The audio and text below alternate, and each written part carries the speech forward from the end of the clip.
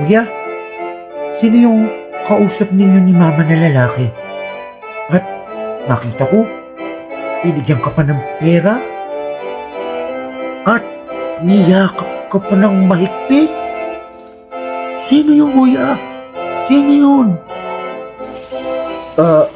Siya yung tatay ko. Yung asawa ni Mama. Siya ang tatay mo?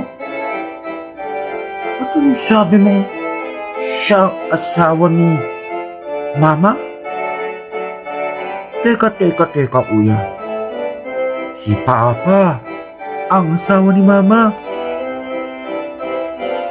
Sinabi ni Papa, siya daw ang tunay na asawa ni Mama. At ikaw daw, anak lang sa labas ni Mama. Marami kang hindi alam, Jason.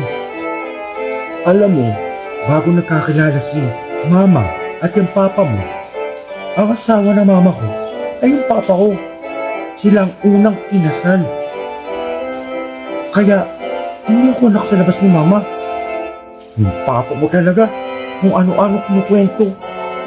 Papalabasin pa akong anak sa labas. Kung hindi asawa ni Mama si Papa, mag-ano sila? Ano pa? Eh di, mag-asawa sa kama. Mag-asawa sa kama?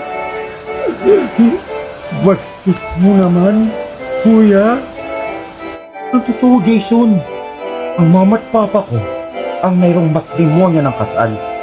Mama at sa Papa mo, matrimonyo lamang ng kama. Yan ang totoo, Jason. Yan ang totoo na dapat mong tanggapin. Kaya ka lang naging tao dahil nakilala ng Mama ko ang Papa mo. Sana malinaw yan sa'yo. Huwag kang mag-alala. Mahal naman kita eh. Higit pa sa buong kapatid. Kahit nakalahating kapatid lang kita, mahal na mahal kita. Hindi naman magbabago yun.